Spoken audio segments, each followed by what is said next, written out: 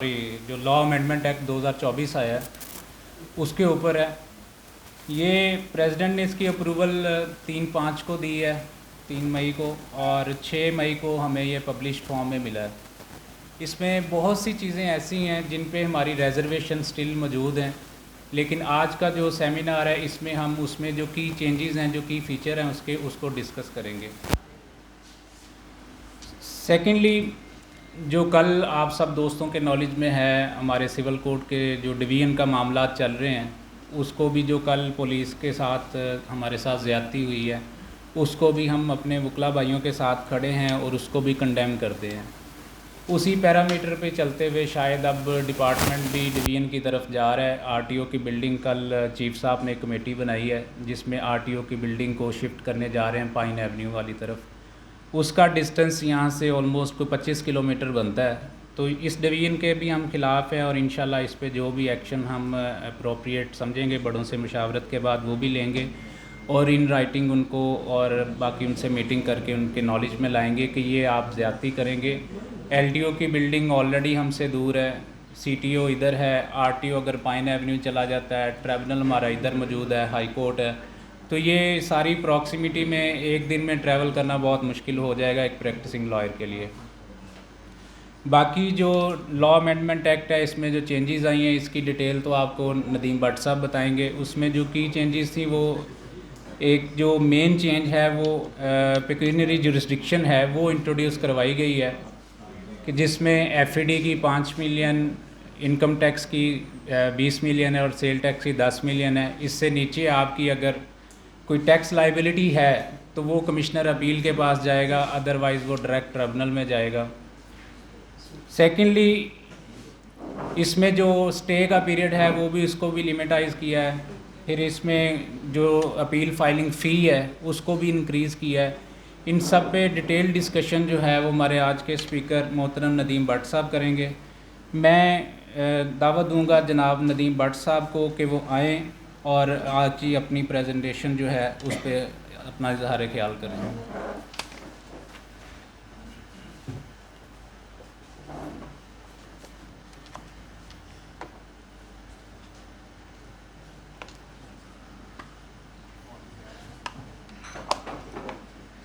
इसका साइज ज़रा बड़ा कर लीजिएगा। वो नीचे स्क्रीन बनी हुई ना साथ उसके, ये इसको क्लिक कर दें, साथ वाला, बस ठीक हो। बिस्मिल्लाहिर्रहमानिर्रहीम। तमाम दोस्तों को अस्सलाम वालेकुम रहमतुल्लाहि व बरकातहू। और आपको पता है एज़ यूजुअल मेरा जो 2 सेंटेंसेस होते हैं कि सबसे पहले अल्लाह का शुक्र अदा करना है कि जिसने हमें इस काबिल बनाया कि हम लोग बैठ के मिल के नॉलेज शेयर कर सकें, चाहे वो दुनियावी ही है, ठीक है, परमानेंट नहीं है, चले टेम्परेरी सही। तो इंसान दुनिया में आया भी फ़ायदा लेने के लिए है। तो एक तो ये बात है। दूसरी बात यह है कि हर दफ़ा ना वो एक चार्ट मेरा बीच में से स्किप हो जाता था, इस दफ़ा वो मैंने स्पेसिफिकली इसके अंदर डाला है। तो उसमें ये कि आपको यूट्यूब चैनल पे जितनी वीडियोज़ हैं हम अपलोड कर रहे हैं, वो आप वहाँ से किसी भी कॉस्ट के बगैर आप उसको यूज़ कर सकते हैं। 550 प्लस वीडियोज़ है YouTube channel institute of taxation and finance, जो छोटी सी एकेडमी हमने बनाई हुई है उसको लोगों को फ़ायदा देने के लिए। कुछ अपना भी फ़ायदा हो जाता है इसमें कभी कभी। दूसरा दोनों चीज़ें हैं ना, गिव एंड टेक है। दूसरा, इसके बाद जो बुक है वो ऑलरेडी आपको पता है कि 2018 से 24 तक वो भी हमने अपने फेसबुक पे तमाम लोगों के लिए ऑनलाइन वो फ्री की हुई है। और इंशाल्लाह आगे भी जो बुक्स जितनी आएंगी, मैंने कमिटमेंट तो यही की है, जब तक ज़िंदगी है जितनी वो तौफीक दे देगा इंसान को उतनी कोशिश इंसान कर लेता है। तो ये दोनों चीज़ें पब्लिक एट लार्ज के लिए विदाउट एनी कॉस्ट ये हम फ्री लोगों को दे रहे हैं। नेक्स्ट अब चलता हूँ जी टॉपिक। इससे पहले कि मैं आगे चलूँ, 2 एरियाज़ हैं। तो इतना 8th ईयर है मुझे आप लोगों के साथ चलते हुए, लेकिन फिर भी ये जो लेक्चर का जो स्टेज का प्रेशर होता है ना, ये ख़त्म ही होने का नाम ही नहीं लेता। और मुझे भी बीमारी एक ऐसी एक आदत पड़ी हुई है कि जब तक मैं एक एक लफ्ज़ उसका पढ़ ना लूँ और मेरी तसल्ली ना हो जाए तो मैं उसको डिलीवर नहीं करता। अब सुबह 6 बजे आँख खुल गई, मुझे प्रेशर आ रहा है कि भाई काम करना है, इसकी क्वालिटी को मेंटेन करना है। चीज़ें तो बड़ी पता हुआ है, सब देखने में बड़ा आसान है, कुछ अंदर टेक्निकल चीज़ें भी आ गई हैं। बहरहाल इस पे टाइम को मैं नहीं डिस्कस करूँगा क्योंकि मुझे ओबियसली, लेकिन एक जो मेरे दोस्त भी हैं, सीनियर भी हैं और मुझसे कम्पिटेंसी ज़्यादा रखते हैं, उनका नाम मुझे बताना आपको ज़रूर, वो हर जगह पे मैं देता हूँ। ताहिर बाट साहब है जो एडवोकेट हाई कोर्ट है। तो मैंने हमेशा जब भी, चाहे वो एंटी मनी लॉन्ड्रिंग का लॉ हो या नई कोई चीज़ आती है, तो मैं उनसे शेयरिंग किए बगैर अब तक आता नहीं हूँ मैं, क्योंकि उनकी लीगल साइड मुझसे ओबियसली, वकला हज़रात की लीगल साइड, ये मैं खुले दिल से और खुली आंखों से, खुले जहन से मानता हूँ कि लीगल साइड आपकी ज़्यादा मजबूत है, क्योंकि ओबियसली आप देख उसको रहे होते हैं, और फैक्चुअल साइड हमारे पास होती है बीइंग एज चार्टर्ड अकाउंटेंट, तो थोड़ी सी मजबूती हमारे पास वो आ जाती है।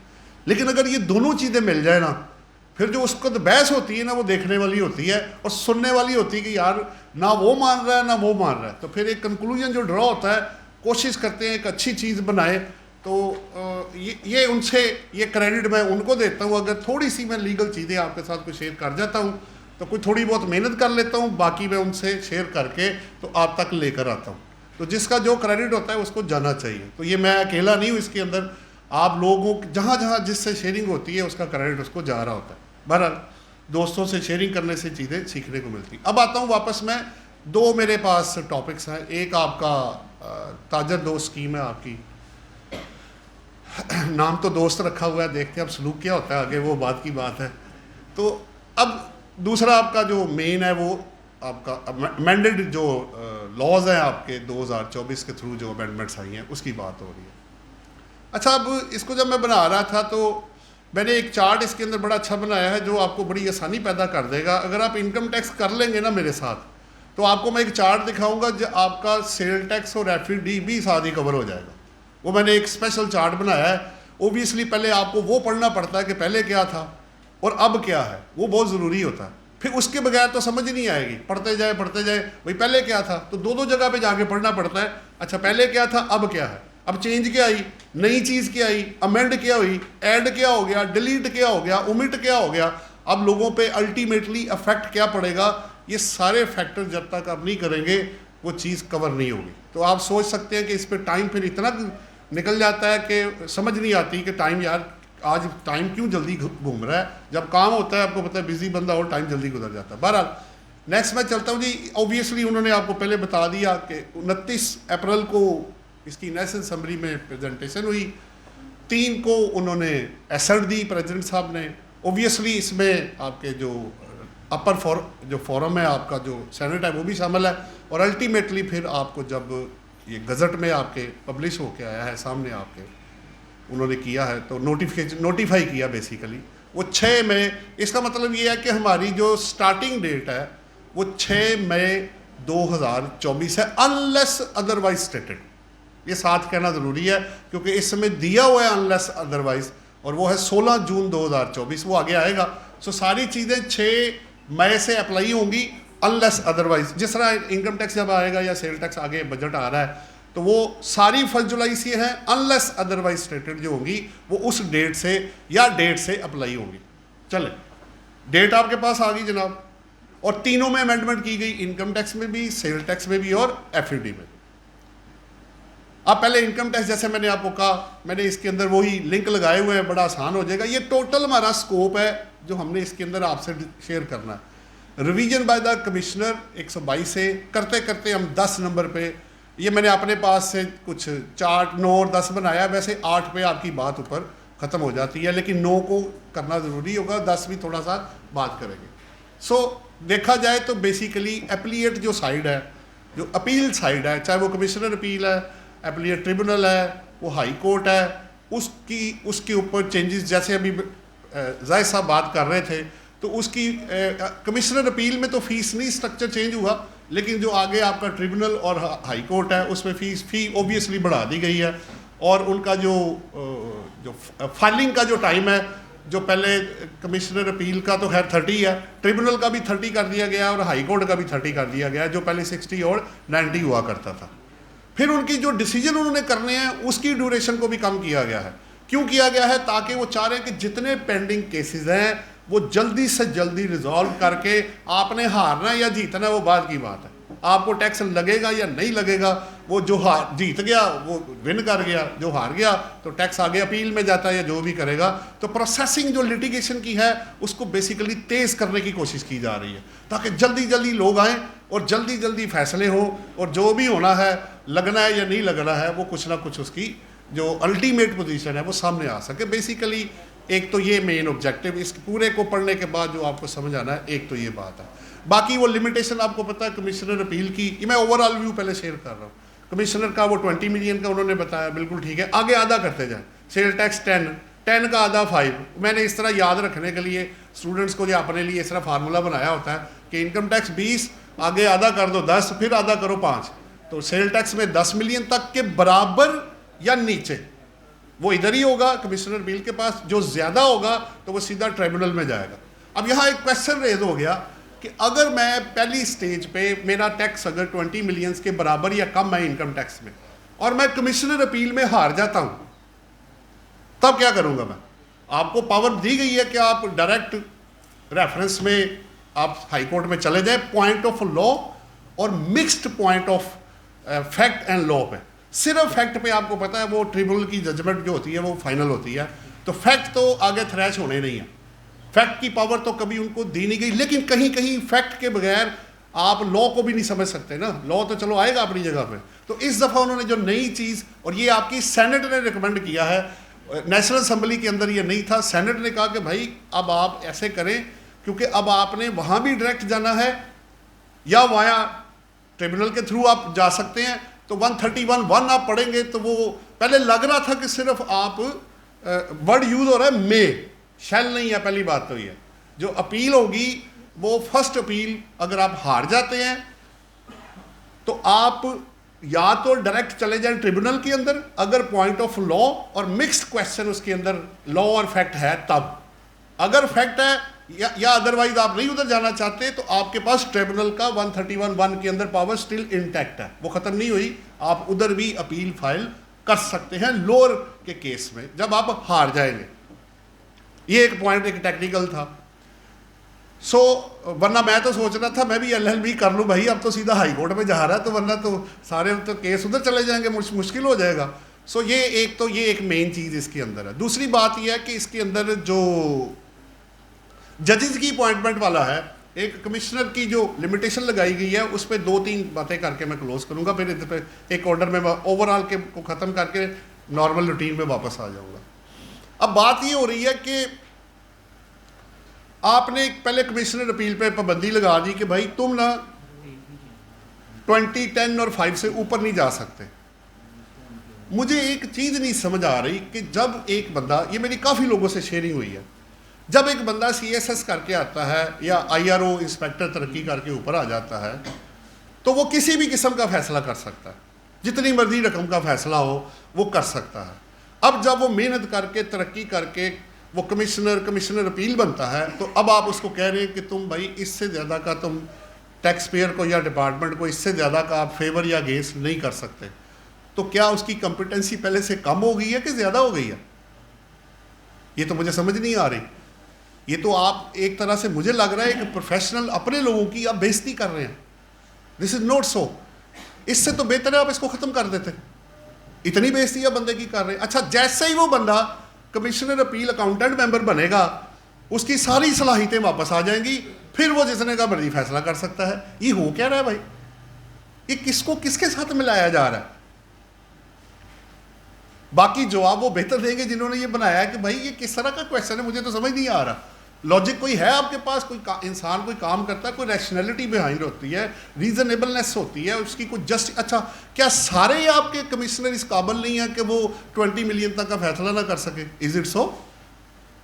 क्या कर रहे हैं भाई आप? थोड़ा कंसल्टेशन करें लोगों से, तरीके के साथ काम करें, ऐसे मत करें आप। बहरहाल ये अब कोर्ट आगे जब लिटिगेशन में बात जाएगी, प्लस इसमें जो जुडिशियल, अब आता हूँ ट्रिब्यूनल की तरफ। ट्रिब्यूनल में जो मेन जो चेंज आ रही है ना, फीस के अलावा, वो जो जुडिशियल मेंबर है ना, उसके अंदर 2-3 चेंजेस उन्होंने की हैं। पहला, एक जो आपके जो हाई कोर्ट के जज और जो डिस्ट्रिक्ट जज है उनको बीच में से रिलीज कर दिया उन्होंने। दूसरा, उनकी जो अपॉइंटमेंट है 3 साल के लिए वो फेडरल गवर्नमेंट जो है वो कर सकती है। वो जो आपका फेडरल पब्लिक सर्विस कमीशन है उसको उन्होंने नॉट विद स्टैंडिंग करके फारग कर दिया और सारी पावर अपने पास रिटेन कर ली है कि 3 साल के लिए हम उसको अपॉइंट करेंगे, जिसको हम बाद में एक्सटेंड भी कर सकते हैं और किसी को भी अपॉइंट कर सकते हैं एज डीम फिट। तो भाई ये अगर आप जज इस तरह अपॉइंट करेंगे, भाई उन्होंने फैसला करना है। जज must be an independent person. मैं आपको सीए का बता देता हूँ, जिस कंपनी का हम ऑडिट करते हैं ना, उस कंपनी में आप डायरेक्टर, एम्प्लॉई या चीफ एग्जीक्यूटिव नहीं हो सकते। ये हमारे कंपनी लॉ कहता है, नहीं कर सकते आप, क्योंकि इंडिपेंडेंट इम्पेयर्ड होने का खतरा होता है।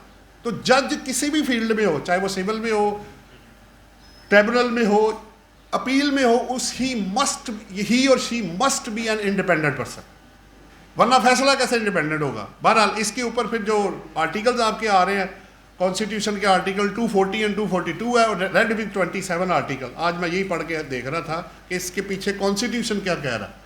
उसने कहा जी आपने तो इंडिपेंडेंस ही खत्म कर दी।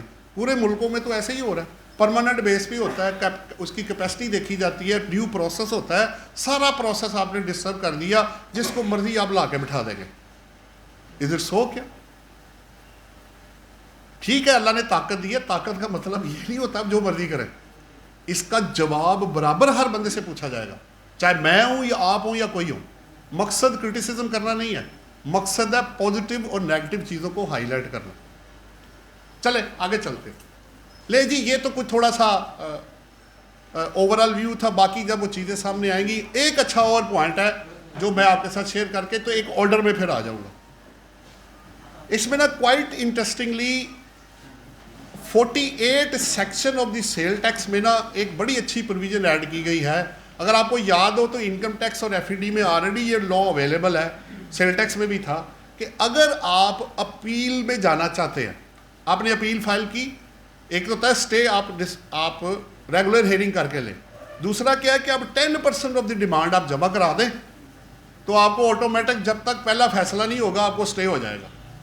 ये तीनों लॉज में ऑलरेडी अवेलेबल है। 140 सेक्शन है आपका इनकम टैक्स का, 48 है आपका सेल्स टैक्स का, और मेरा ख्याल है 33 है, मैं आज नोट करके लाया हूँ, वो मैं आपको अभी दिखाता हूँ आगे। तो उसमें नई चीज़ क्या आई है? नई चीज़ सेक्शन 48 सेल टैक्स में उन्होंने ये कहा है कि अगर आप ट्राइब्यूनल जाना चाहते हैं, किसी भी वजह से हार गए, पार्टली हार गए, आप आगे जाना चाहते हैं, आप बेनिफिट लेना चाहते हैं, तो आप उस डिमांड का 10% जमा करा दें। तो जब तक ट्राइब्यूनल आपका फैसला नहीं करेगा तब तक का स्टे आपको ऑटोमेटिक मिल जाएगा। लेकिन ये फैसिलिटी अभी तक इनकम टैक्स और एफईडी के अंदर नहीं गई। ये अमेंडमेंट सिर्फ की गई है for the purposes of sale tax act. ये उस चार्ट के अंदर एक स्पेशल एक नया पॉइंट है। बाकी मैं एक तरतीब में चलता हूँ तो 1 बाय 1 करके इसके ऊपर जो है डिस्कशन कर लेते हैं, क्योंकि ओवरऑल व्यू आपको समझ आ गया, आगे जाना आसान हो जाएगा। अब आप ना इसके ऊपर सिर्फ क्लिक करेंगे ना, 1 के ऊपर जो हेडिंग आगे बनी हुई है, क्लिक करें, ये आ गया। उस ऊपर क्लिक करेंगे तो वापस चले जाएंगे, ठीक है ना, ये एक आसान रखा हुआ। अच्छा जी, 122A आपको पता है, रिवीजन बाय द कमिश्नर। अभी जैसे बात हुई, ये मैं सिर्फ अभी आपको इनकम टैक्स दे रहा हूँ। इसके अलावा जो एफईडी और सेल टैक्स होगा उसका चार्ट आपको मैं दूंगा, वो ऑटोमेटिक उधर से कवर हो जाएगा, क्योंकि ज़्यादा अमेंडमेंट इसी के अंदर है, इसी को वो रेफर कर रहा है। तो ये कर लेंगे तो काफ़ी चीज़ें आपकी 80% चीज़ें आपकी वैसे ही कवर हो जाएगी। 122 है जी, रिवीजन बाय द कमिश्नर है। इसके अंदर वर्ड था कमिश्नर अपील। वो आपको पता है कि उन्होंने कहा कि जहां आपकी लायबिलिटी 20 मिलियन से कम होगी या बराबर होगी या रिफंड आपका इसमें इन्वॉल्व होगा, तो वो पावर किसके पास होगी? कमिश्नर अपील के पास। वही उन्होंने लिखा हुआ है, इसके अलावा और इसके अंदर कुछ नहीं है। आगे जो नेक्स्ट अगले पेज पे आए, पहले ऊपर क्लिक करें, ऊपर क्लिक करें, रुक जाए इधर। दूसरा अब आपको नजर आ रहा है जो assessment giving effect to an order. आपको पता है मुख्तलिफ तरह के ऑर्डर है, एनल्ड है, कन्फर्म है, एनल्ड विद डायरेक्शंस है, तो वो डिफरेंट तरह के ऑर्डर होते हैं जिसके टेन्योर उन्होंने मेंशन किए हुए हैं। टेन्योर में कोई चेंज नहीं आई, वो उन्होंने अपनी जगह पे जो उसका इफेक्ट डालना है अपील के बाद वो उसी तरह ही है। लेकिन इसके अंदर फिर वही जो अमेंडमेंट 122A में की गई है, उसके अंदर भी वही अमेंडमेंट है कि जी कमिश्नर अपील्स 20 मिलियन तक का जो फैसला है जो रिफंड का या लायबिलिटी का वो कर सकते हैं, अदरवाइज आप डायरेक्ट जाएंगे ऊपर ट्राइब्यूनल के पास। तो ये आपको आगे एक नज़र आगे दिखाई दी, जरा इसको क्लिक करें। 3 सब सेक्शन में अमेंडमेंट है। पहली है जी आपकी ऊपर मैंने वैसे रेड में लिखा हुआ है, इधर ही रुकिएगा, no change in time limit for executing appeal decisions, उसमें कोई चेंज नहीं आई है, सिर्फ यही एक अमेंडमेंट की गई है। ये पहला है जी सबसेक्शन 1, एक मिनट रुकिएगा, फिर है आपका सबसेक्शन 2 और फिर है subsection 6। So 1, 2 and 6 with the same amendment कि कमिश्नर अपील 20 मिलियन तक का फैसला कर सकते हैं, ओवर एंड अबव नहीं है, और इसके अंदर कोई चेंज नहीं है। अब जरा पीछे आना पड़ेगा, ऊपर क्लिक करें। तीसरा जी आपका ये जैसे बिलाल साहब बात कर रहे थे, ये पिक्यूनियरी जो ड्यूरिडिक्शन है वो उन्होंने, आगे चले क्लिक करें आप। अच्छा, अब ये क्या है, बेसिकली वही है जो अभी आपसे बात हो रही थी, 20 मिलियन तक। पहली बात तो ये, इसके 5 सब सेक्शन ऐड किए गए हैं, ये नया सेक्शन है, पहली बात तो ये है, ये सब्सिट्यूट या कोई अमेंडेड नहीं है, ये न्यूली एडेड इंसर्टेड जो सेक्शन है ये वो है नंबर 1। इसके 5 सब सेक्शन है। अब इसमें जो इंपॉर्टेंट चीज़ है वो ये है, पहले आपको पता होना चाहिए पिक्यूनियरी का मतलब क्या होता है। इकोनॉमिक फाइनेंशियल लिमिटेशन लगाने को पिक्यूनियरी वर्ड जो है उन्होंने यूज़ किया है। तो जाहिर बात है 20 मिलियन तक आपने रिस्ट्रिक्ट किया, उसको 10 पे भी किया, सेल टैक्स में 5 में उसमें किया है, तो इसलिए इसको फाइनेंशियल लिमिट आप कह सकते हैं या इकोनॉमिक ट्रांजैक्शन बेस भी कह सकते हैं। नंबर 2, अगर आप ए के अंदर हैं, ए मींस आप 20 मिलियन के अंदर है, तो अगर आप चाहते हैं, मैंने इसलिए मे को देखे रेड किया हुआ है, आप चाहते हैं कि जी मैं डायरेक्ट हाई कोर्ट में चला जाऊं, मैंने कमिश्नर अपील में अपील की, मैं हार गया, पार्टली हार गया या मुझे एक्सेप्ट नहीं हो रहा, तो मुझे पॉइंट ऑफ लॉ या mixed point of fact and law पे मैं डायरेक्टली हाई कोर्ट में जा सकता हूं। और अगर आप नहीं जाना चाहते तो बाकी वो मैंने नीचे लिखा हुआ है कि आप 131 का 1 जब पढ़ेंगे तो उसके अंदर स्टिल आप ट्रिब्यूनल के थ्रू आगे जाके फिर आप आगे जा सकते हैं। ये नहीं है कि अब ख़त्म हो गया, इधर ख़त्म नहीं हुआ ये, तो वो सपोर्ट आपको मिलेगी 131 के सबसेक्शन 1 से। अच्छा, एक तो ये हो गया। नंबर 2, नंबर 3 सबसेक्शन आ गया जी। मैंने ना वर्डिंग कोई ज़्यादा चेंज नहीं की, क्योंकि अगर चेंज कर दें तो वो चीज़ें स्किप हो जाती हैं, आगे पीछे हो जाती है। बहरहाल 3 में क्या है जी, अगर आप बी के अंदर चले गए, फिर पावर आपके पास है, 20 मिलियन से ज़्यादा का आपके अगेंस्ट फैसला है, तो आप चले जाए भाई, वो आपकी चॉइस है, आप क्या करना चाहते हैं। लेकिन फिर वही पॉइंट ऑफ लॉ और mixed point of law and fact आपको पहले इस्टेब्लिश करना पड़ेगा। वो आगे जाके आप हाई कोर्ट में पढ़ेंगे, उसके बगैर वो आपकी अपील एक्सेप्ट नहीं करेंगे। रेफरेंस जिसे आप कहते हैं, उन्होंने वो उधर ही फाड़ेगा आपको। पहले क्या था, पहले सिर्फ पॉइंट ऑफ लॉ था, आप सिर्फ पॉइंट ऑफ लॉ पे जा सकते थे, पॉइंट ऑफ फैक्ट पे आप हाई कोर्ट आपकी रेफरेंस को रिजेक्ट कर देता था, भाई ये ट्रिब्यूनल के पास जाओ, ये मेरा काम नहीं है, उधर जाओ। अब उन्होंने मिक्स्ड भी अंदर डाल दिया। 4, अब क्या होगा, अब लोगों ने कहा जी जो अपीलें फाइल हुई उनका स्टेटस क्या है, तो 16 जून 2024 तक ऑन एंड फ्रॉम वर्ल्ड है, रेड मैंने इसलिए किया, जो भी अपीलें आपकी कमिश्नर अपील के पास पेंडिंग पड़ी हुई है, तो 16 जून 2024 तक आप अपना फैसला करवा लें। अगर हो गया तो ठीक है, और अगर ना हुआ तो जितने वो फिर 20 मिलियन से ऊपर वाले होंगे या 10 या 5 वाले, वो ऑटोमेटिक ट्रांसफर हो जाएंगे ट्रिब्यूनल को, और उनके लिए आगे उन्होंने लिमिटेशन लगा दी। वो क्या कि जैसे ही वो आगे जाएगा, अगला सेक्शन जो 5 है वो कहता है जितने केसेस ट्रांसफर होंगे, ये मैंने रेड इसलिए लिख दिया कि अगर नई अपील हुई तो 90 दिन के अंदर ट्रिब्यूनल फैसला करेगा, और अगर पेंडिंग हुआ तो 180 दिन के अंदर उन्होंने फैसला आपका करना है, जो उसको ट्रांसफर होंगे केसेस। अच्छा, ये आपका पिछला खत्म हो गया जी। अब आ गया नेक्स्ट आपका ये पॉइंट, हाँ जी, ऐसे 130 वाला, ये जो अपॉइंटमेंट ऑफ एपीलेट ट्रिब्यूनल पे बात हो रही थी। अब एक तो ये सब्सिट्यूट हुआ, और 6 सब सेक्शन है इसके जो कि अब सब्सिट्यूट होके सामने आए हैं। पहले में कोई चेंज नहीं है, क्योंकि एपीलेट ट्रिब्यूनल एस्टेब्लिश होना है, जाहिर बात है वो होगा तो हेयरिंग होगी, मैं और किसके पास जाऊंगा, नंबर 1। नंबर 2, जो ऑलरेडी मेंबर है, उसके चेयरमैन या मेंबर है, अकाउंटेंट या जुडिशियल मेंबर जो भी हैं, वो अपनी टेन्योर बाकी चीज़ें उसी तरह ही करेंगे जितनी अमेंडमेंट से पहले वाला उनका टेन्योर सब कुछ है। उनको मैंने लिख दिया saving proviso for existing members, वो उन्होंने दे दी उनको कि भाई आप उसी तरह ही रहेंगे, आपको परेशान होने की ज़रूरत नहीं है, जो नई अपॉइंटमेंट होएगी वो आगे जाके वो करेंगे थ्रू वेरी नेक्स्ट जो सब सेक्शन आएंगे। फिर है जी प्राइम मिनिस्टर के पास पावर थी आपकी कि वो अपॉइंट कर सकते थे ATI के, अब वो चली गई है फेडरल गवर्नमेंट के पास, वो पावर उनके पास नहीं रही, नंबर 1। और फिर जैसे मैंने अभी आपको कहा कि उन्होंने आपका फेडरल पब्लिक सर्विस FPSC वाला, उसको किसी भी लॉ को सबको नॉट विद स्टैंडिंग करके या 237 के अंदर भी जो है सबको ओवरराइड करके उन्होंने कहा जी अगर फेडरल गवर्नमेंट कहती इसको बना दो तो वो बंदा उसको वो चेयरमैन या जो भी है उसको वो दे सकते हैं।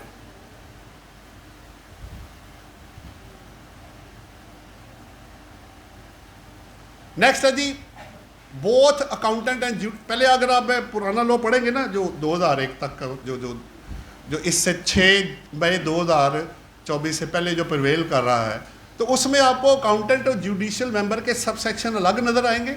अब उन्होंने क्या किया, दोनों को मर्ज करके एक बना दिया और उसमें से चेंज क्या की, जो चेंज है उस पर बात कर लेते हैं। जो आपके जो एडवोकेट हाई कोर्ट के हैं, पहले वो 10 साल थे लिमिटेशन की जी, 10 साल वो प्रैक्टिस करें, उसको 15 कर दिया उन्होंने, पहली बात तो ये है।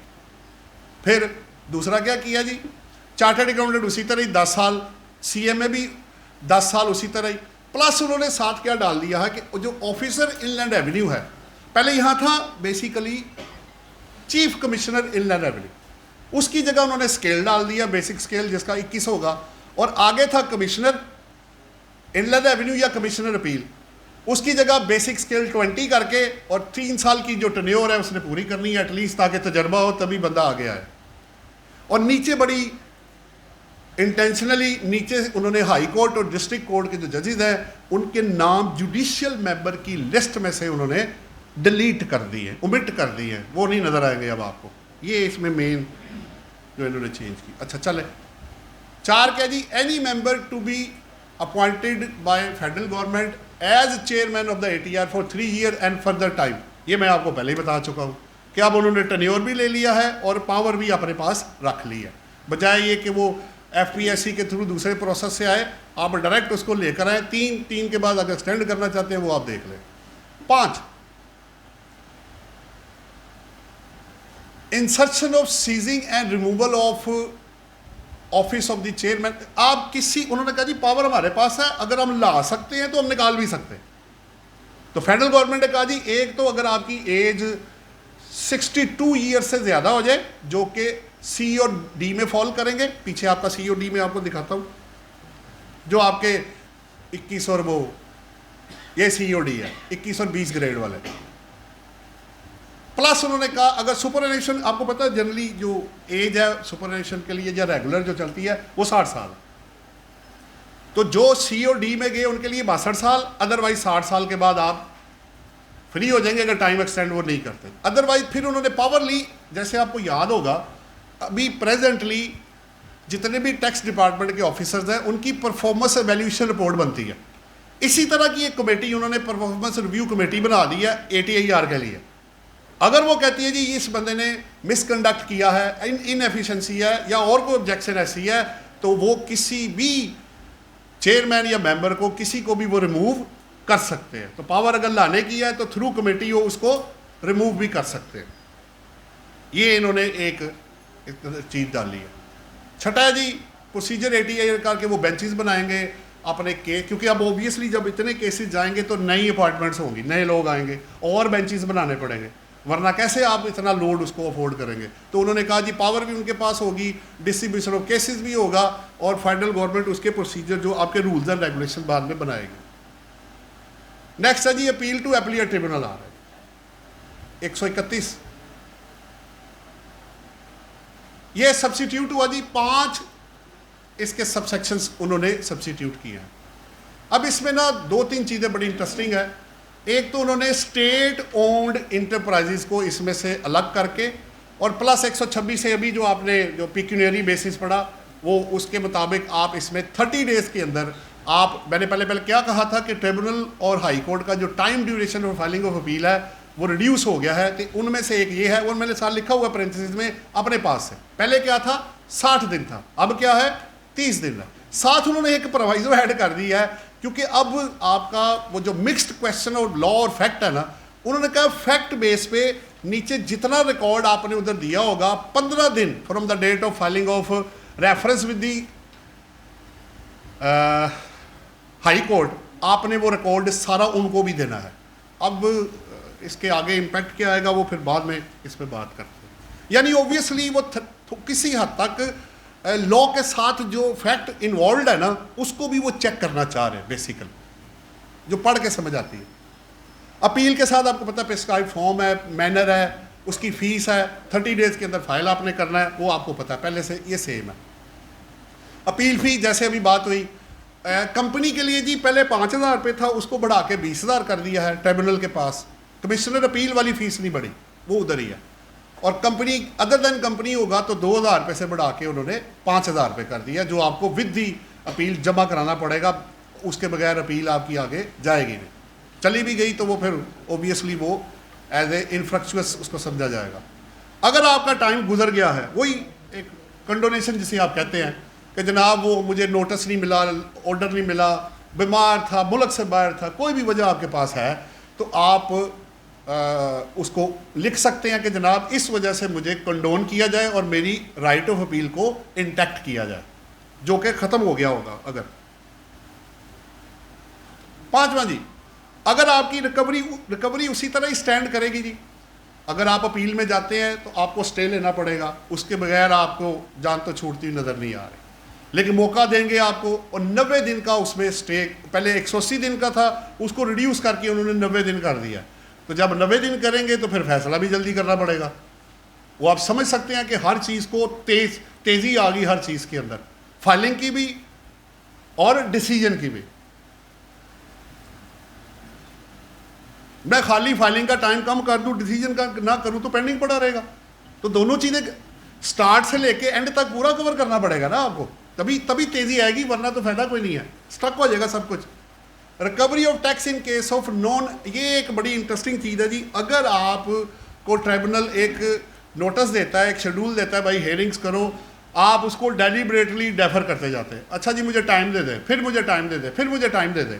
उस टैक्टिक्स को कवर करने के लिए एक बड़ी उन्होंने थोड़ा सा मुश्किल होगा एब्जॉर्ब करना सबको, कि उन्होंने कहा कि अगर 2 चीज़ें आप साबित करेंगे तो अगर आपने उसको पहले तो फॉलो ना किया, रिकवरी हो सकती है। लेकिन अगर आप, सॉरी मैं किधर था पीछे, ये वाला था 90 दिन वाला। उसके बाद recovery of tax in case of non, अगर आप इन उसके मुताबिक आप नहीं चलते, अपनी मर्जी से, एक्चुअली पता क्या है, उन्होंने अर्जनमेंट की ना, बेसिकली मिनिमम पेमेंट 50,000 रुपये रख दी है। अगर आपको अर्जनमेंट चाहिए ना वहाँ पे, और पहले तो आप रीजनेबल एक्सक्यूज प्रेजेंट करेंगे, और उसके बाद कम से कम जो अमाउंट है 50,000 रुपये आप देंगे, वो जमा कराएंगे, तब आपको वो टाइम देंगे, इसलिए ताकि लोग जी नहीं, महकमा तो पहले भी नहीं कराता ना, वो क्यों कराएगा? कह रहे थे हमारे पास ब्रीफ नहीं है। इसमें एज सच डिपार्टमेंट तो पहले भी अपील फी नहीं ना, वो तो कुछ भी नहीं ना देते, उनके पास तो रीजनेबल कुछ भी होगा। लेकिन एक ऑब्जेक्शन आप रेज कर सकते हैं, अभी दिखाता हूँ ना, आ रहा है आपके सामने। उन्होंने कहा अपने टैक्स अथॉरिटी को वो जो अमाउंट है जमा करानी है, अभी वर्डिंग भी दिखा देता हूँ मैं। अब यहाँ देखिए, if the tax payer does not adhere, इसमें टैक्स डिपार्टमेंट का कहीं जिक्र नहीं है, ये टैक्स पेयर की बात हो रही है, क्लियर वर्डिंग है इसके अंदर। चले, एक हो गया। आगे क्या है, no expiry of stay order. अच्छा, एक बड़ा इंटरेस्टिंग उन्होंने कहा है, अगर हमने आपको कोई स्टे, पहले तो 90 दिन का टाइम हो गया, अब अगर 90 दिन में डिपार्टमेंट अब ATR फैसला नहीं कर पाता, या 30 दिन का है तो नहीं कर पाता, तो वो ये कह रहे हैं कि आपका ऑटोमेटिक स्टे समझा जाएगा जब तक कि वो फैसला नहीं कर देते। ये एक अच्छी चीज़ इसके अंदर है, अनलेस वो उसमें लिख ना दें कि जी 30 डेज के बाद फिर आओ, फिर 30 डेज के बाद आओ, क्योंकि लिखा हो तो आपको पता, फिर वो प्रिवेल, स्पेसिफिक वर्डिंग हमेशा जर्नल के ऊपर प्रिवेल करती है। डिसीजन बाय द एप्लीएट जी, जो 132 है, अच्छा, इसमें अब वो जैसे अभी मैंने बताया, आपको पीछे पढ़ा के आया हूँ, शेयर करके आया हूँ कि अगर नई अपील है तो 90 दिन के अंदर, और अगर पेंडिंग है तो 180 दिन के अंदर। ये वही वाला है 132 का जो अभी मैंने आपको पीछे दिखाया था। आगे चलते हैं। कंडोनेशन ऑफ, अच्छा, अब अगर ATR कोई फैसला नहीं कर पाता, 90 दिन से ज़्यादा का टाइम हो गया, तो पावर उन्होंने रिटेन कर ली है कि minister of law and justice से वो कंडोनेशन अप्लाई करेंगे कि जनाब हमें बियॉन्ड 90 दिन का टाइम दिया जाए ताकि हम इस पार्टी का फैसला कर सकें।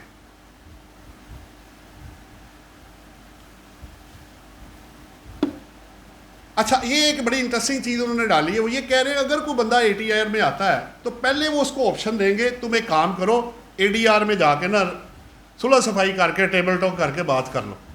पहला ऑप्शन उसको ये देंगे।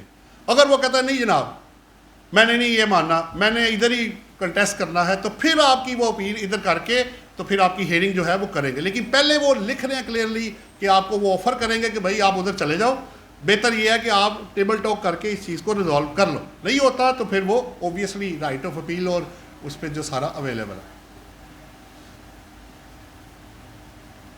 ये वो एडजमेंट वाला जो मैं कह रहा था, ये वो वाला है कि अगर आप एडजमेंट लेना चाह रहे हैं तो 2 कंडीशन उन्होंने डाल दी है। Where there are compelling reason for adjournment to be recorded by the ATR and on mandatory payment है। वर्ड क्या है? Mandatory payment of such cost. अब अच्छा, ये मिनिमम अमाउंट है, ये ज़्यादा भी हो सकती है, तो मैंडेटरी ये तो कम से कम वो आपसे लेंगे। अच्छा, अब बात ये है कि पहले ही आपकी जो आपको याद हो तो अपील जो आपकी फ़ीस थी वो 100 रुपया थी, जिसको बढ़ा के उन्होंने उसको 50,000 जो ऊपर जो आपका किया हुआ है।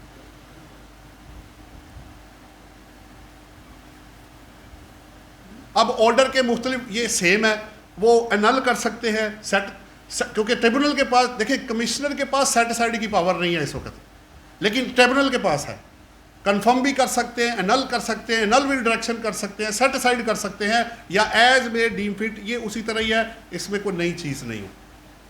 लेकिन ये पहले वाले में है अगर असेसमेंट ऑर्डर होगा, और दूसरे में है कि अदर देन अगर असेसमेंट को पेनल्टी या कोई चीज़ है तो उसको भी वो चेंज कर सकते हैं, लेकिन वो सेम है 5 भी। 6 जी, अगर कॉन्स्टिट्यूशन की असेसमेंट होती है, AOP की असेसमेंट होती है और उसमें कोई चेंज आ जाती है, तो आपको पता है share from AOP rate purpose के लिए ऐड किया जाता है, तो फिर मेंबर्स की जो अमेंडमेंट इन असेसमेंट है अकॉर्डिंगली वो की जाएगी, और उस पर 122 की जो लिमिटेशन है वो अप्लाई नहीं की जाएगी।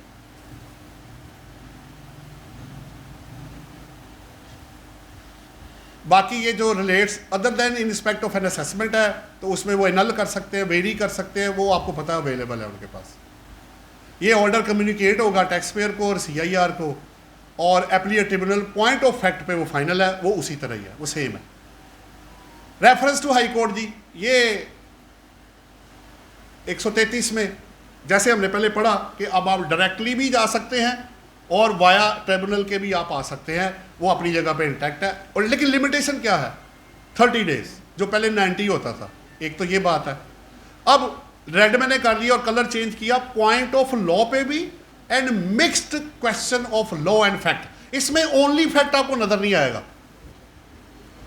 फैक्ट अभी पीछे आपने पढ़ा है, देखें पीछे, ये देखें, ये अभी मैंने आपको आखिरी पढ़ाया 9 सब सेक्शन, जो कहता है कि ट्रिब्यूनल का फाइनल है किस पे? पॉइंट ऑफ फैक्ट पे, लॉ पे नहीं है। तो आगे जो वर्ड यूज हो रहा है, आपको अकेला लिखा हुआ फैक्ट नहीं नजर आएगा, या लॉ है या लॉ प्लस फैक्ट है, यानी मिक्स क्वेश्चन है। तो स्टिल फैक्ट की जो अल्टीमेट जो पावर है वो ट्रिब्यूनल फाइनल फैक्ट वो उधर ही है।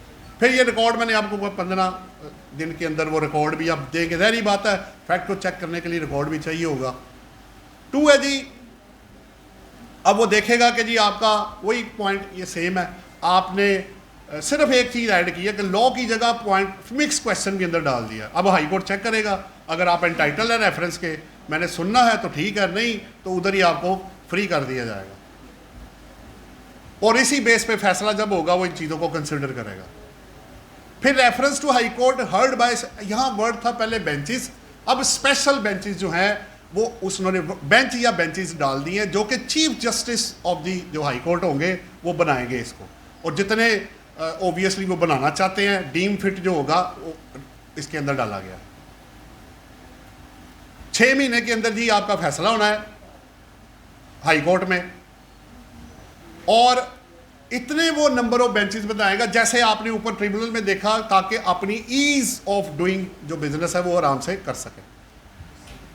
हेयरिंग बेसिकली, बिजनेस तो नहीं कहेंगे, हेयरिंग ऑफ केसेस है। नेक्स्ट है जी मेरे पास जो भी वो फैसला करेंगे, ऑब्वियसली आपको पता है कि वो फैसला फिर अफेक्ट करता है ट्रिब्यूनल के डिसीजन को या कमिश्नर के डिसीजन को, कि टू दैट एक्सटेंट उसको मॉडिफाई कर दिया जाए। वही सेम है, और कॉपी उसको ATIR या कमिश्नर अपील जिसने भी अगेंस्ट आप आए हैं उसको एक कॉपी भेज दी जाएगी, वो एज इट इज ही है। फिर उसी तरह अगर आप अपील में जाते हैं, अब आप रेफरेंस में जाते हैं तो ऑटोमेटिक स्टे नहीं है, वो आपको लेना पड़ेगा, वरना वो डिमांड आपसे। लेकिन 30 डे के, जैसे आपको याद हो तो जब आपके पास पहला ऑर्डर आता है तो जब तक राइट ऑफ अपील इंटैक्ट है तब तक वो आपको रिकवरी का नोटिस नहीं देते, और रिकवरी करते भी नहीं। 30 दिन का टाइम है, इसमें भी ऐसा ही है। लेकिन वो टाइम अब चूंकि रिड्यूस हो गया है, 60 से वो 30 और 90 से 30 हो गया है, तो वो टाइम जो मिलेगा वो अब स्क्वीज होके कम हो जाएगा।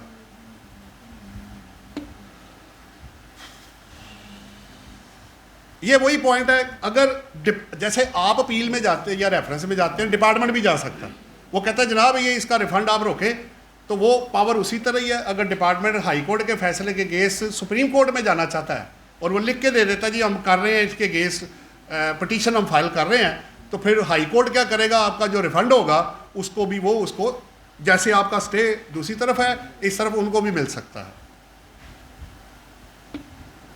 ये एक अब बड़ी इंटरेस्टिंग जो चीज़ है वो ये है, अगर आपने हाई कोर्ट से स्टे लेना है तो 30% ऑफ द डिमांड आपको पेमेंट करनी पड़ेगी, तो तभी स्टे मिलेगा आपको। हाई कोर्ट नहीं देगा आपको स्टे। ये तो उन्होंने एक नई चीज़ इसके अंदर डाल दी है, जो कि उधर 10% है, ऑटोमेटिक लेना है। इधर उन्होंने क्या डाल दिए हाई कोर्ट के अंदर 30%। बाकी 6 मंथ्स के अंदर है, जो भी वो या ऑर्डर पहले वो स्टे खत्म हो जाए, विड्रॉ हो जाए या ऑर्डर हो जाए, वो बाकी उसी तरह ही है स्टे का ड्यूरेशन। फिर ये आपका लिमिटेशन एक्ट है जी। इसमें लिमिटेशन एक्ट पता क्या, आज मैंने ये भी थोड़ा सा स्टडी कर ही लिया कि यार ये कहता क्या है। अगर मैं अपनी पिटीशन या रेफरेंस को फाइल करने में डिले कर देता हूँ, तो लॉ ऑफ लिमिटेशन ये कह रहा है कि आप उन्हें रिक्वेस्ट फॉरवर्ड करें और रीजनेबल ग्राउंड प्रेजेंट करें कि मेरा जो टाइम है उसको एक्सटेंड कर दिया जाए, लॉ ऑफ लिमिटेशन मेरे ऊपर अप्लाई ना किया जाए, बट ऑब्वियसली रीजनेबल ग्राउंड की बेस पे। अब आपको पता है 100 रुपये से बढ़ा के उन्होंने 50,000 कर दी है फीस इसकी। और जो आखिरी है एक, ये बड़ा अच्छा जो इसमें पॉइंट है, ये 13 नंबर जो है कि कोई भी जो application filed by the CIR होगा, जो कि ओबियसली ऊपर जाएगा, वो चीफ कमिश्नर की अप्रूवल के बगैर आपको हाई कोर्ट में वो नहीं जा सकता। ADR जी तकरीबन सारा वही है। अब फर्क क्या डाला है उन्होंने, अगर आपका केस पहले था 100 मिलियन तक का, उसको रिड्यूस करके कर दिया उन्होंने 50 मिलियन। अगर 50 मिलियन की अमाउंट है और आपको डिफॉल्ट सरचार्ज ऑब्वियसली बाकी चीज़ों में जाना है, एक्सेप्ट क्रिमिनल प्रोसीडिंग वो उसी तरह ही है, तो अब आप ADR के पास जा सकते हैं। लेकिन ये लिमिट स्टेट ओन्ड इंटरप्राइजेस पे अप्लाई नहीं होगी, वो किसी भी अमाउंट के अगेंस्ट वहाँ मैंडेटरी है कि वो जाए। वो आगे यही लिखा हुआ है, वो आप उसको पढ़ लीजिएगा।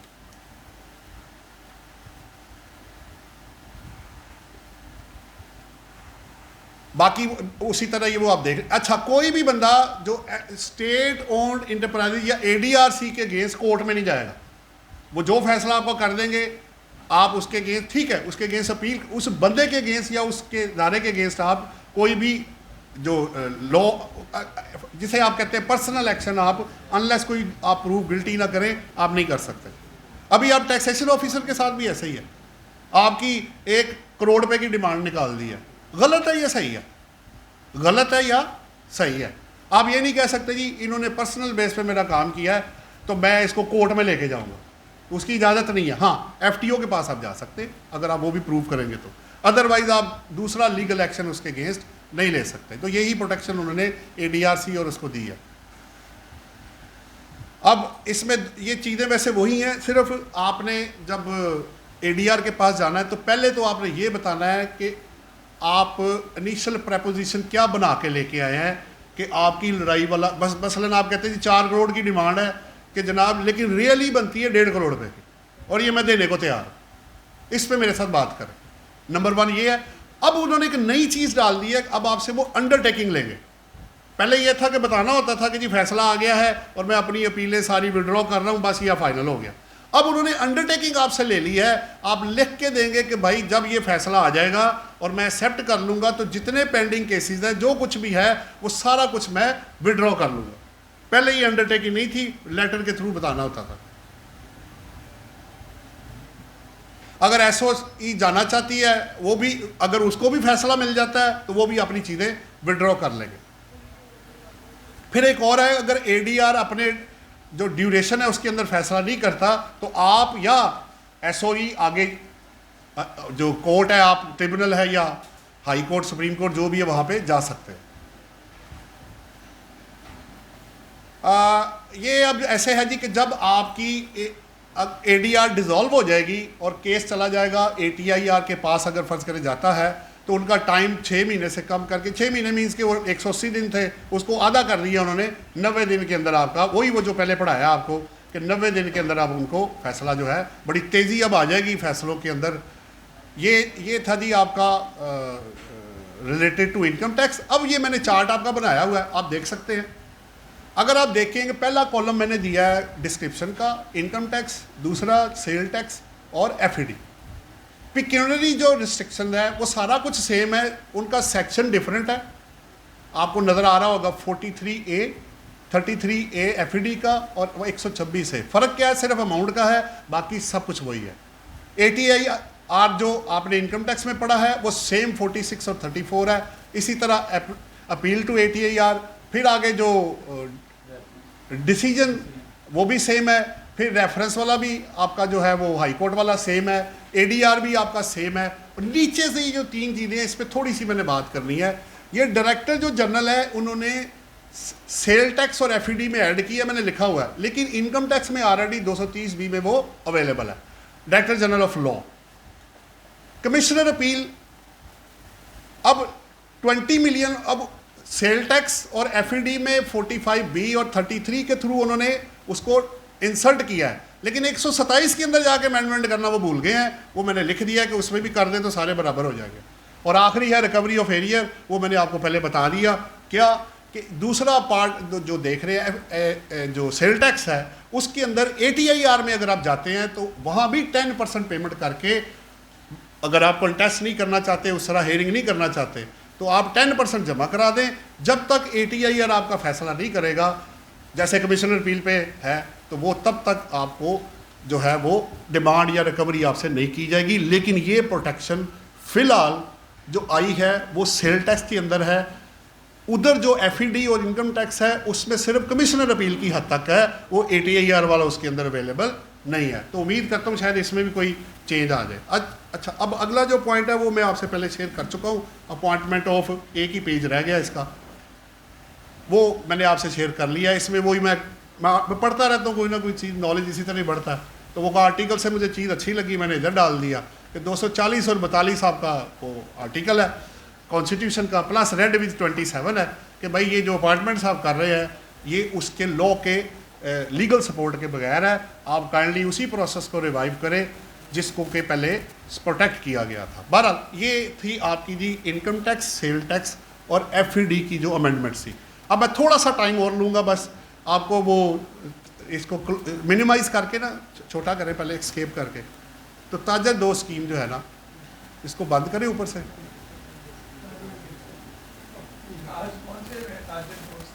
बस थोड़ा सा ही है, वो ज़्यादा नहीं है, 8 नहीं, ये वाला नहीं, हल्का सा ही है, बस ज़्यादा नहीं है। नोटिस आने शुरू हो गए, लोगों को नोटिस आने शुरू हो गए। बंद करें जी, ये वाली नहीं, दूसरी फाइल है।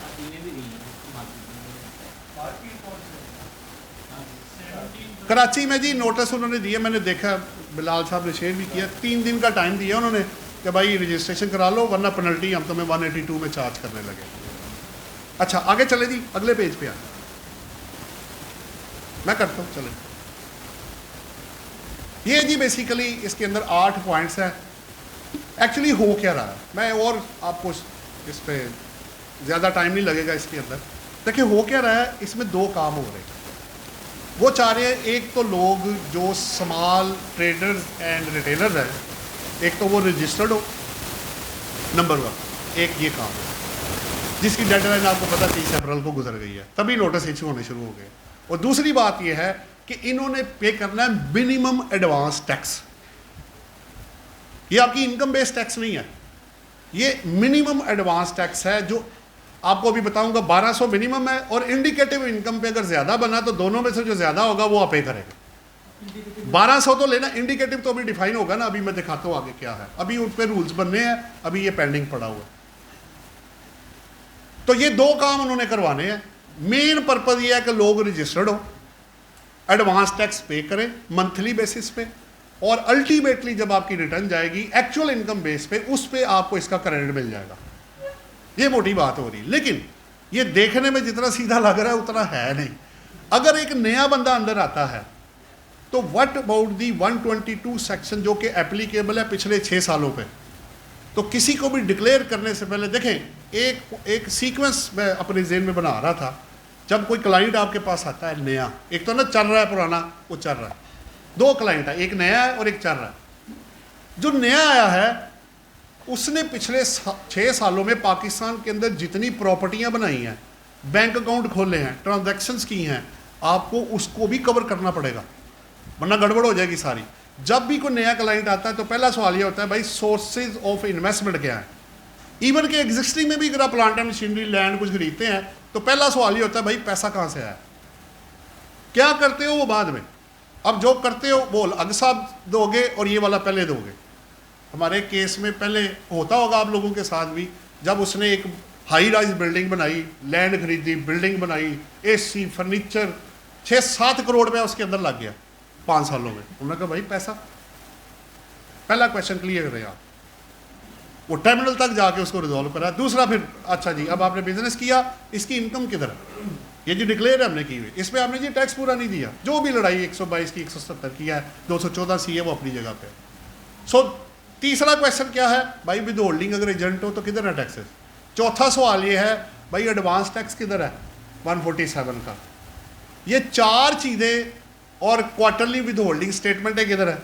ये 5 क्वेश्चन तो लाजमी आपने हर केस में कवर करना ही करना है।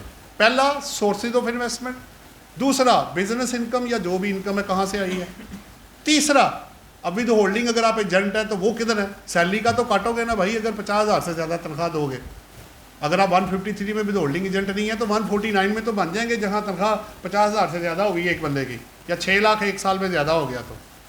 चौथा आपने विद होल्डिंग स्टेटमेंट कब जमा कराई है वो दिखाएं, और पाँचवा आपने एडवांस टैक्स जो पे करना है 147 का। तो ये नोटिस तो आपको रेगुलर बेसिस पे आते ही जाते हैं, चाहे नया हो चाहे पुराना हो। अच्छा अब वापस आता हूँ इधर, मैं इसमें 1-1 मिनट ज़्यादा टाइम नहीं लगेगा। हाँ जी पहले पे ज़रा वो, अब आपने स्लाइड वो जो लिंक लगा होगा ना वहाँ क्लिक करना। पहला सवाल जी, इसका नाम ताजर दोस्त प्रोसीजर है, ये रूल्स के अंदर अमेंडमेंट आई है जो प्रपोज हुई है, अब तो हिस्सा बन गया है। दूसरा जो रजिस्ट्रेशन है उसकी 30 अप्रैल डेट गुजर गई, वो मैंने आपको बता दी, लेकिन वो जो आपका एडवांस टैक्स आपने पे करना है वो शुरू होगा 1 जुलाई 2024 से, यानी वो 2025 के लिए पे करेंगे आप। लेकिन इसका ये मतलब नहीं कि पीछे सवाल नहीं होगा, आगे प्रोटेक्ट किया उन्होंने कि बाकी सेक्शन उसी तरह ही अप्लाई होंगे। ये पहला था जी, अब मैं चलता हूँ। दूसरा स्कोप किस पे अप्लाई होना जी, स्मॉल ट्रेडर्स और रिटेलर्स पे जो कि फिक्स प्लेस ऑफ बिजनेस रखते हैं, वो शॉप है, ऑफिस है, ठीक है, टेरिटोरियल जुरिसडिक्शन उन्होंने जो इंक्लूडिंग जो आपके कंटोनमेंट्स एंड सिटीज़ हैं, शहरी इलाके की बात हो रही है, और नाम रखा हुआ है पेमेंट ऑफ, एक रजिस्ट्रेशन है and payment of minimum advance tax. ये मिनिमम क्यों रखा गया, ये एक्चुअल नहीं है, this is why it is named as minimum advance tax. अभी बताता हूं क्योंकि, अच्छा मैं एक चीज ऐड करता चलूं, ये अपनी जगह पे है और 147 अपनी जगह पे है एडवांस टैक्स। अगर मेरी इनकम बेस पे टैक्स बन गया 2 लाख रुपए, यहां मैं दे के आया हूं फर्ज करें 50,000 रुपए, तो बाकी का 1.5 लाख मुझे जमा कराना है अभी, ये एक्चुअल वाला नहीं है। अच्छा ये हो सकता है उससे ज़्यादा हो जाए, इंडिकेटिव इनकम जब आए, ये भी पॉसिबिलिटी है, तो उसका क्रेडिट आपको मिल जाएगा, बाकी रिफंड मांग लीजिएगा। तो ये दो चीज़ें समझना बहुत ज़रूरी है कि ये सिर्फ एडवांस पेमेंट है, ये उसी तरह ही है जैसे बिल्डर और डेवलपर है, वो एरिया बेस्ड टैक्स पे कर रहे हैं। इनकम बनाई जाएगी, उसके अगेंस्ट वो एरिया वाला टैक्स माइनस होगा, जो बराबर भी हो सकता है, रिफंड भी आ सकता है और पेएबल भी निकल सकता है। ये उसी तरह ही है। ये किस पे अप्लाई नहीं होगा? कंपनी या वो यूनिट नेशनल या इंटरनेशनल चेन स्टोर्स हैं या बोर्ड कोई स्पेसिफाई कर दे तो उन पे ये अप्लाई नहीं, क्योंकि उन पे ऑलरेडी अप्लाई हुआ है ना, वो ऑलरेडी 147 में एडवांस टैक्स दे रहे हैं। इस वजह से इसका ये मतलब नहीं है कि टैक्स नहीं देना आपने, वो उधर कवर हो चुके हुए हैं, इसलिए एक्सक्लूजन दी गई है। टीयर 1 वालों को आपको पता है पॉइंट ऑफ सेल तक रजिस्टर्ड होना आपको पता लाजमी किया हुआ है। चले जी आगे चलते, ये वही बाकी सेक्शन अपनी जगह पे ही अप्लाई होंगे। इनकम को कैलकुलेट करना, टैक्स बनाना, वो सारा कुछ आपका वो उसी तरह ही होगा। स्कोप हो गया था ना जी, आगे चले। हाँ, ये प्रोविजन ऑफ द ऑर्डिनेंस, ये सारे उसी तरह 147 भी है, नॉर्मल इनकम भी है, कलेक्शन भी है, विद होल्डिंग भी है, मिनिमम टैक्स भी है, 7E भी है, सारा कुछ उन्होंने उसी तरह ही सेव किया हुआ है कि अगर अदरवाइज कुछ और बना तो वो अपनी जगह पे इंटैक्ट रहेगा। फिर ये रजिस्ट्रेशन है, ऑब्वियसली दो चीज़ें, या तो आप पहली दफ़ा रजिस्टर्ड हो रहे हैं तो 181 का फॉर्म आप फिल करके उसके अंदर आ जाए, और अगर आप ऑलरेडी हैं तो फिर आपको रजिस्ट्रेशन कराने की ज़रूरत नहीं है। अगर आप रजिस्टर्ड नहीं होंगे तो कमिश्नर ऑब्वियसली जैसे मैंने अभी कहा नोटिस के थ्रू आपको कंपलसरी जैसे सेल टैक्स में रजिस्ट्रेशन है वो कर देंगे, और फिर 182 में पेनल्टी भी इम्पोज करेंगे नॉन रजिस्ट्रेशन की वजह से। नेक्स्ट है जी मिनिमम, ये वही जैसे मैंने अभी बताया था आपको, मंथली आपने जो मिनिमम एडवांस टैक्स आपने देना है, तरीका मैं आपको आगे बताता हूँ कैसे है, और आपको इसका मंथली बेस पे दे के क्रेडिट आपको मिल जाएगा। अगर आपका टैक्स इंडिकेटिव इनकम या अदरवाइज कम बढ़ रहा है तो कम से कम उन्होंने 1200 रुपये 1 साल का रखा हुआ है, मंथली नहीं है ये, 1 साल का है, तो आप इसको 12 पे तकसीम कर लें, 100 रुपया पर मंथ आ रहा है। अगर आपकी इनकम एग्जेम्प्ट है या आप कोई बेनिफिट लेना चाह रहे हैं 25% का, तो 23 की रिटर्न फाइल करें, और due date first instalment due होने से पहले या ड्यू डेट से पहले आपने पेमेंट कर दें तो आपका टैक्स 25% इसमें कम हो जाएगा। लेकिन ये एक्चुअल लायबिलिटी नहीं है, ये मिनिमम एडवांस टैक्स है, वो अपनी जगह पे लायबिलिटी रहेगी आपकी, उसमें कमी नहीं आ रही। कैसे पेमेंट करनी है? अच्छा, अगर आपको याद हो तो 147 में आपका 15 सितंबर, 15 दिसंबर, 15 मार्च और 15 जून ये डेट उन्होंने फिक्स की हुई है इंडिविजुअल के लिए। इसके अंदर मंथली है, और ये डेट है 15 जुलाई, 15 अगस्त, हर महीने की 15 तारीख, यानी मिड ऑफ द मंथ आपको मंथली एडवांस टैक्स अगर आप इसमें फॉल करते हैं तो।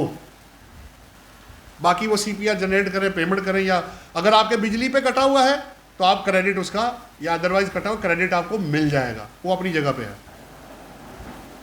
बोर्ड के पास पावर है जी कि वो इसमें ऐड, आल्टर और ओमिट किसी भी रूल्स को वो मिनिस्टर इंचार्ज के थ्रू कर सकते हैं।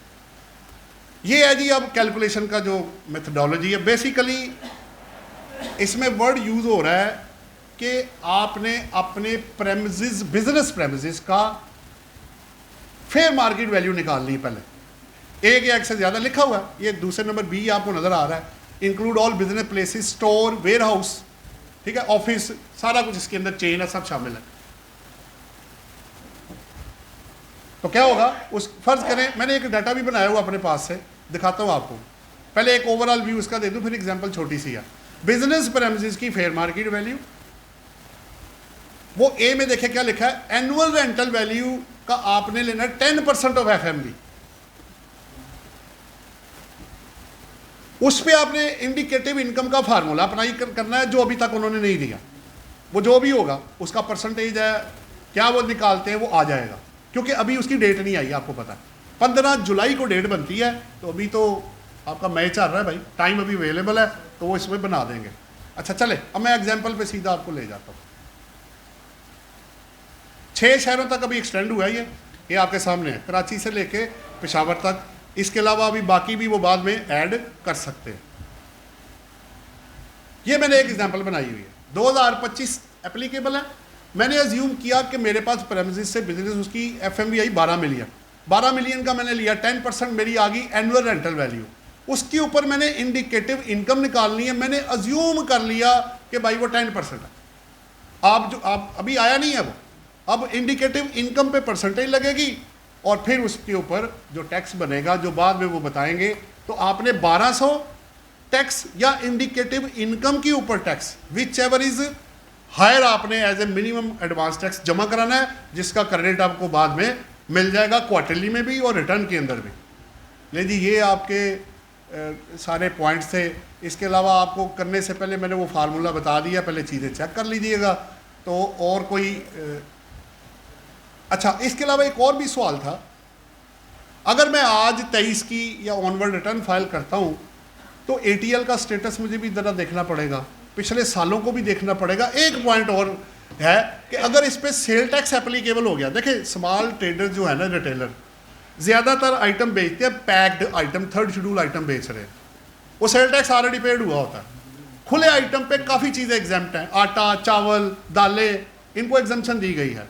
तो बाकी बचा क्या? तो सेल टैक्स की इन्वॉल्वमेंट होने के चांसेस बहुत कम हैं। लेकिन अगर एक आइटम पे भी सेल टैक्स निकल आया तो सेल टैक्स डिपार्टमेंट आपको नोटिस देगा कि भाई पिछले सालों में जो तुमने सेल की है उसके मुझे ब्रेकअप बना के दें और किस अमाउंट पे सेल टैक्स जो बनता है या एफईडी वो मुझे आप उस पर पे करें, ताकि आपकी ड्यू रिस्पॉन्सिबिलिटी डिस्चार्ज हो सके। इनकम टैक्स के अलावा का सवाल मैं कह रहा हूँ। बाकी मैंने सोचा यार इनके अलावा लोग किधर है, तो एक 99C भी है, उसको भी ज़रा देख लीजिएगा। उसमें अभी तक उस पर construction, medical practitioner, hospital, educational institutes, इन्होंने कहा था इस पर रूल्स बनाएंगे, लेकिन अभी तक उस पर एज सच नहीं बने। तो वो नॉर्मल टैक्सेशन या मिनिमम के अंदर ऑलरेडी वो टैक्सेस पे कर रहे हैं। तो सोसाइटी को एज ए होल देखा जाता है, सिर्फ उसमें सिर्फ रिटेलर नहीं है, बाकी लोग भी एग्जिस्ट करते हैं, सर्विसेज वाले भी हैं और लोग भी हैं। तो ये थे जी इस पर डिफरेंट जो चीज़ें थी मैं कवर करने की कोशिश की है। आपका अगर कोई क्वेश्चन हो तो वो आप ज़रूर करें। जी कौन बोल रहे हैं? क्वेश्चन आंसर 1 मिनट कर लेते हैं। राणा साहब कह रहे हैं मैं 2 मिनट। हाँ कर ले अगर वो कर